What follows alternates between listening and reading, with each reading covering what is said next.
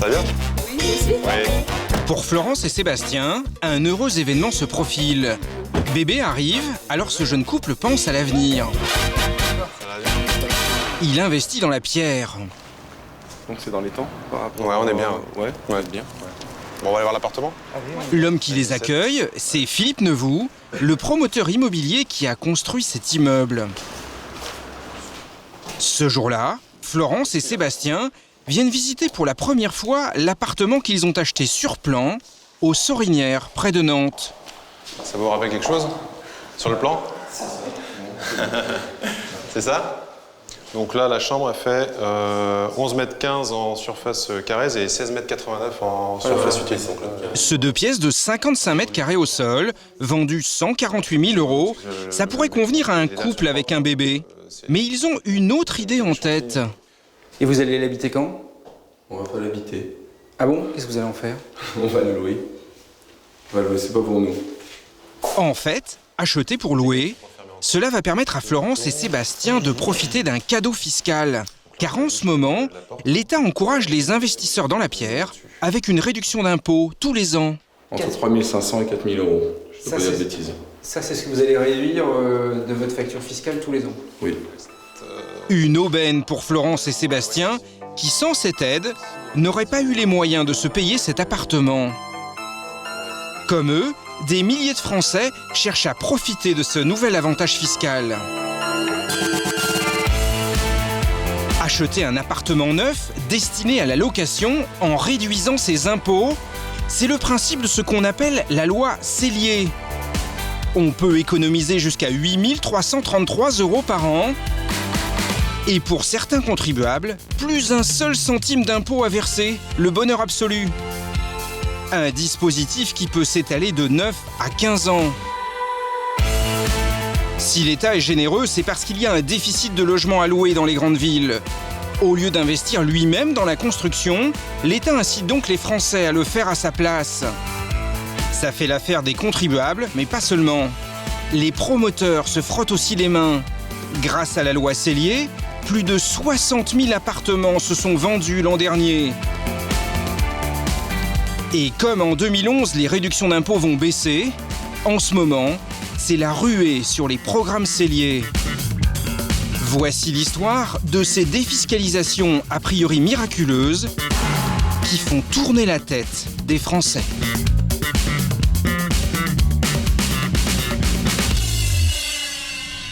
Quand on veut absolument diminuer ses impôts grâce à la loi Sellier, il n'est pas rare d'acheter un appartement en un temps record. Philippe Rabeux est informaticien à Paris. Il paye près de 7 000 € d'impôts. Alors depuis quelques semaines, il cherche lui aussi à investir dans un appartement pour défiscaliser. Ce jour-là, il se rend dans les locaux d'un grand promoteur immobilier qui, en ce moment, fait des ristournes à ceux qui investissent avec la loi Sellier. Monsieur Rabeux, bonjour. Le commercial, Sébastien Navarro, a une dizaine de programmes à lui proposer dans toute la France. Nous avons Hermont, Aisanville, Juvisy, Villeneuve-le-Roi, Villemomble, Angers, Bordeaux, Lyon, Rennes et Rouen. J'ai un peu de mal comme ça parce que je connais pas très bien ces villes-là. Le choix de l'emplacement, c'est donc le vendeur qui va le faire. Taxes foncières. Il propose à Philippe d'investir en région parisienne, dans une ville où il n'a jamais mis les pieds. Alors, je pourrais avoir des propositions sur Villemomble. J'ai un 2 pièces au premier étage. Un 2 pièces de 44 mètres carrés à Villemomble, vendu 180 000 €. C'est une ville à proximité de Paris, qui est desservie par le RER. Donc effectivement, pour ce type de projet d'investissement, d'accord, c'est idéal. C'est idéal. Et pour convaincre Philippe, il va lui expliquer qu'il peut déduire de ses impôts jusqu'à 37 % de la valeur de l'appartement. Il doit juste pour cela s'engager à le louer pendant 15 ans. Bien sûr. Et voilà ce que ça donne. De l'ami. L'appartement coûte 180 000 €. Il va donc pouvoir déduire 37 % de cette somme. Étalé sur 15 ans, cela fait 4 440 € chaque année d'économie d'impôts, soit 370 € par mois. D'accord. Et ce n'est pas tout. La location de son bien va lui permettre de financer en grande partie son appartement. Car pour l'acheter, il a besoin d'un emprunt qui lui coûte 1 145 € par mois. Or, il va récolter un loyer de 475 € par mois, toutes charges déduites, qui va donc contribuer au remboursement de son crédit. Résultat, grâce à la réduction d'impôts et au loyer, pour payer son appartement, Philippe ne va débourser que 300 € par mois, 4 fois moins que ce que cela aurait dû lui coûter. Bon, je sais quel est mon budget. L'offre paraît intéressante, alors Philippe ne veut pas louper l'affaire. Il va signer ce jour-là un chèque de réservation. 5 340 €. Mais comme il a un délai de 7 jours pour éventuellement se rétracter, Philippe veut vérifier un point essentiel. Il veut s'assurer qu'il trouvera facilement un locataire. À 15 km de Paris, Villemomble. Une ville à 20 minutes en RER de la capitale. C'est ici que quelques jours plus tard, nous retrouvons Philippe.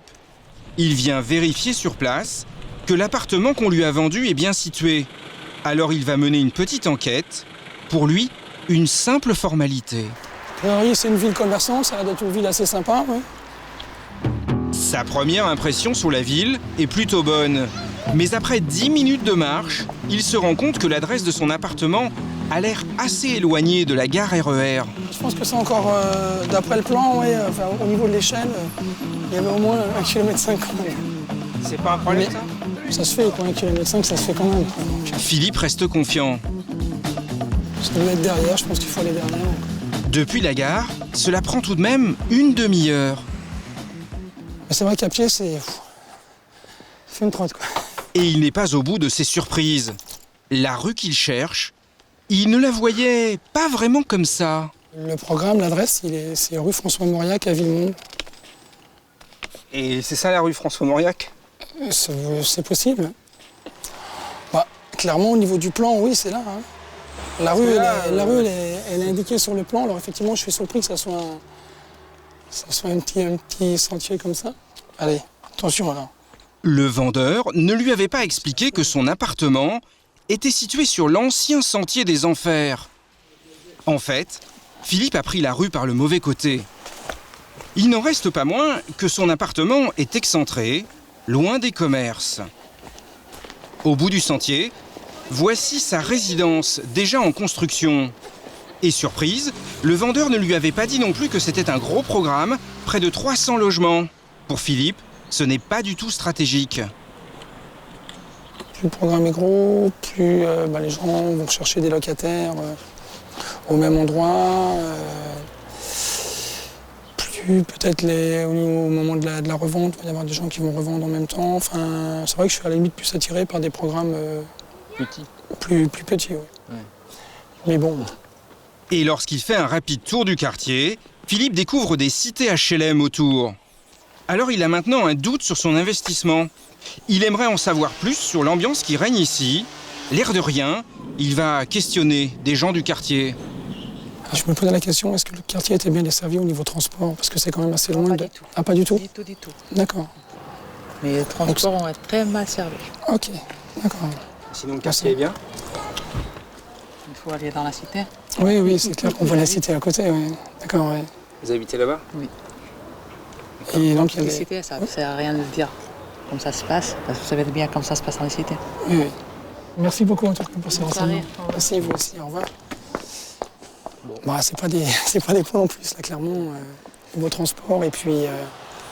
C'est pas très encourageant ce qu'il dit. Non, c'est pas très encourageant. Ce programme, c'est pourtant très bien vendu. Mais Philippe a un gros doute. Il va donc renoncer à son acquisition en jouant sur le délai de rétractation. Car cette petite enquête que tous les investisseurs devraient faire vient de lui montrer qu'il risque de ne jamais trouver de locataire.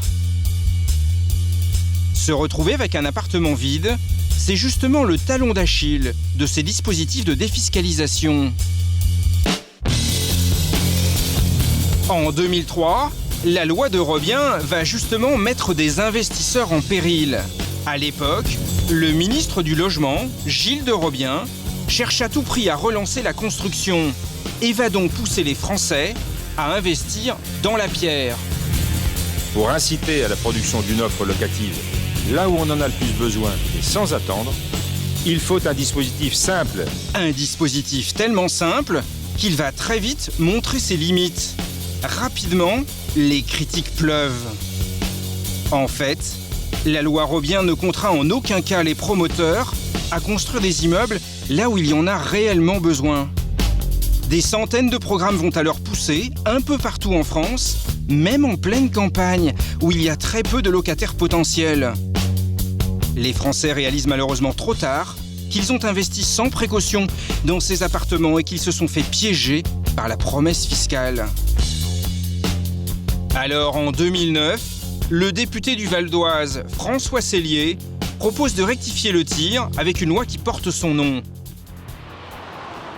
Au gouvernement, celui qui a hérité du portefeuille du logement, c'est désormais Benoît Apparu. Et selon lui, avec le Sellier, ils ont trouvé la parade pour corriger les erreurs du Robien, éliminer les petites villes et la rase campagne. Nous avons dit pour le Sellier, 95% du territoire français est exclu du Sellier, n'a pas le droit au Sellier.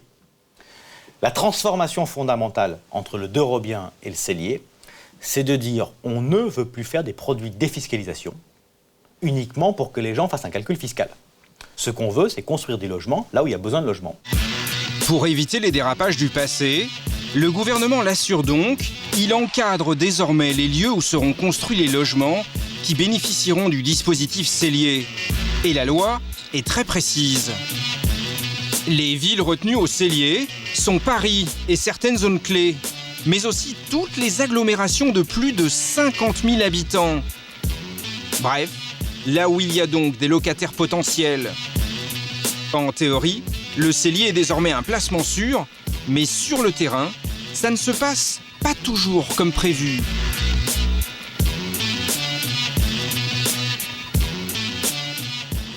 Bergerac, la ville de Cyrano, le personnage de littérature. C'est une charmante bourgade sur la Dordogne. Son agglomération compte 76 000 habitants. On peut donc y investir en Sellier. Mais ceux qui l'ont fait n'ont pas forcément eu du nez. Ici, des résidences neuves partout, notamment en périphérie de la ville.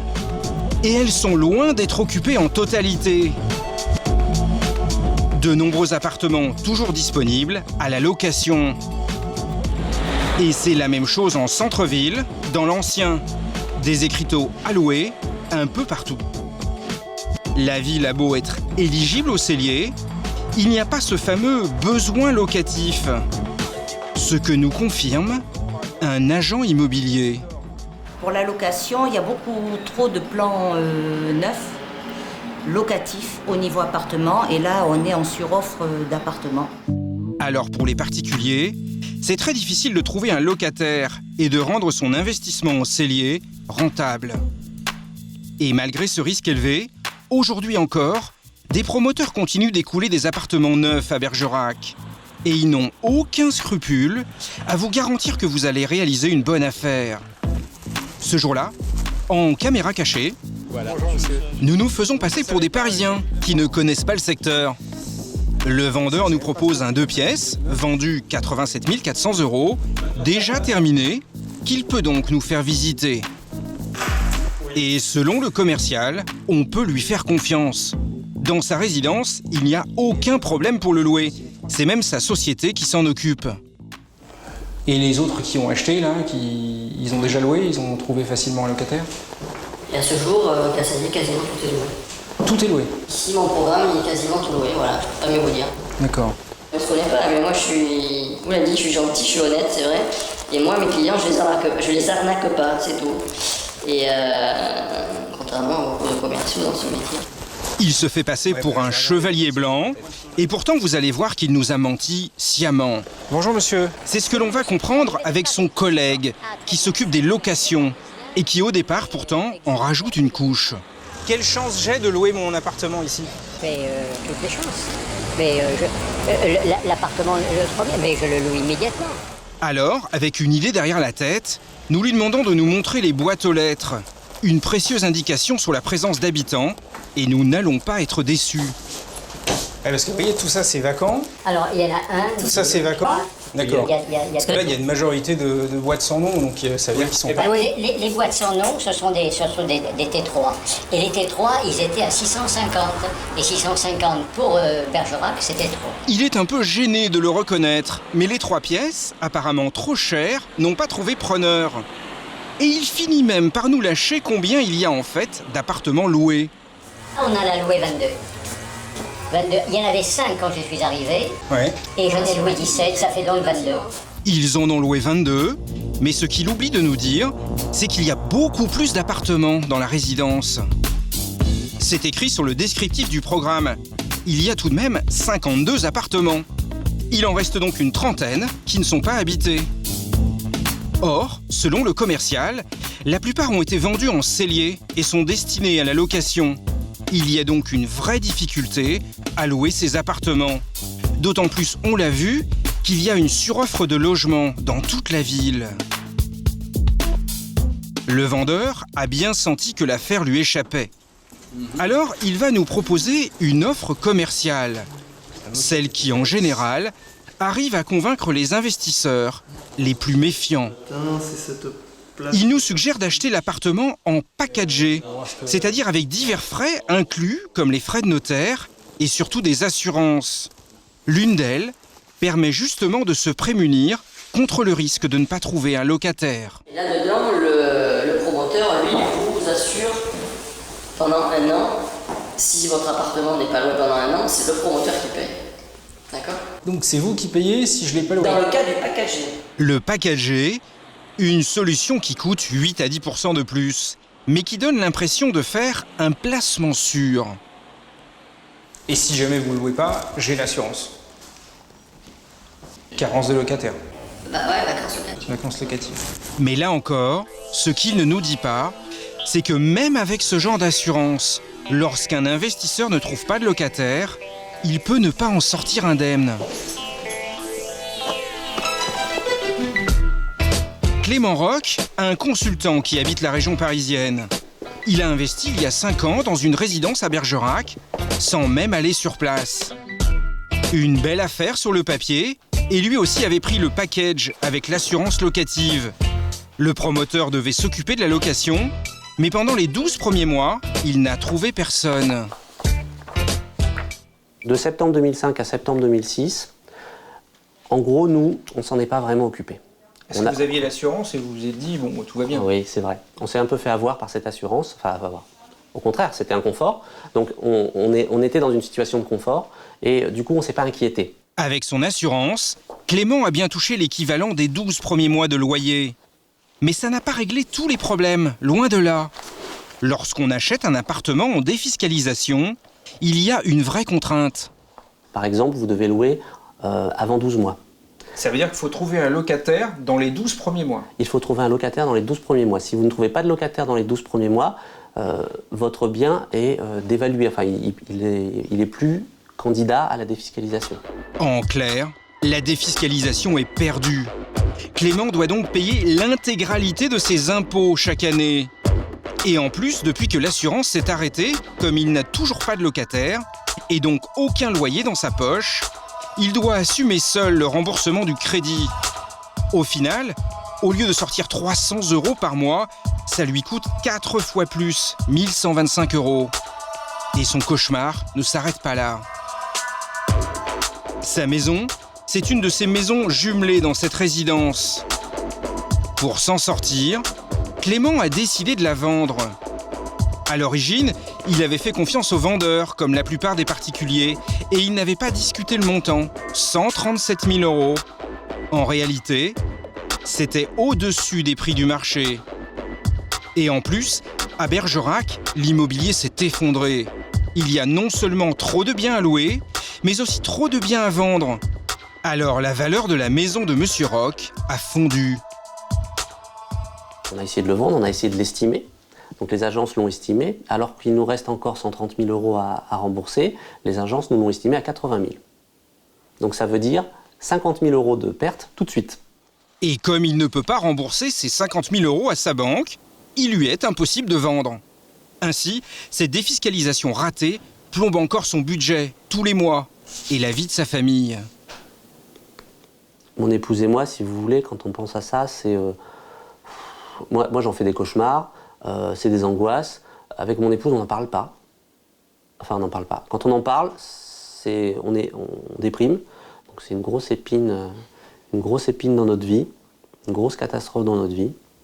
Et pour l'instant, on ne sait pas trop comment on va faire, quoi. Comme Clément, nombreux sont les particuliers qui continuent d'investir en cellier dans une ville où la demande est faible. Et pourtant, tout cela aurait pu être évité depuis 2 ans. La Grande Arche à la Défense. Ici, une annexe du ministère du Logement. Étienne Crépon est le grand patron de l'habitat et de l'urbanisme. À ce titre, il a participé au choix des agglomérations retenues dans le dispositif cellier. Souvenez-vous, ce sont celles de plus de 50 000 habitants. Et surprise, l'homme est bien conscient que ce système est imparfait. D'ailleurs, l'an dernier, il a établi de nouveaux critères. Dans le cadre du travail que nous avons fait en 2009, le choix a été fait de ne plus se limiter à ces seuls critères de population, mais d'introduire des critères de tension du marché. En s'appuyant sur des statistiques sur le marché de la location, il a dressé 3 scénarios plus ou moins sévères pour savoir si certaines agglomérations ne devraient plus être éligibles au cellier. Et avec ces données, Bergerac, par exemple, est bel et bien dans le collimateur. Effectivement, dans nos différents scénarios, sur 2 d'entre eux, Bergerac aurait pu être déclassé, voire aurait dû être déclassé. En fait, Bergerac est loin d'être la seule. Dans son ordinateur, une liste de villes sur la sellette, en rouge. Une liste tenue secrète par le gouvernement que nous nous sommes engagés à ne pas dévoiler pour pouvoir réaliser cette interview. Étienne Crépon avait préconisé, selon ses scénarios, la sortie du cellier de 11 à 28 agglomérations françaises, mais il n'a pas été suivi.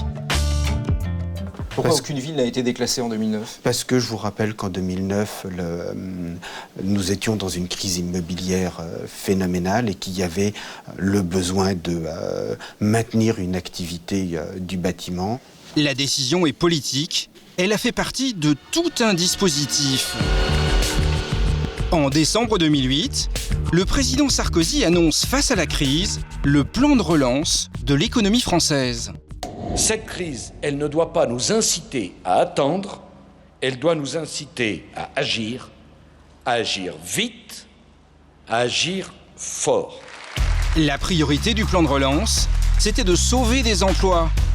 Alors sortir des villes du cellier en 2009, cela aurait donné un coup de frein à l'activité immobilière.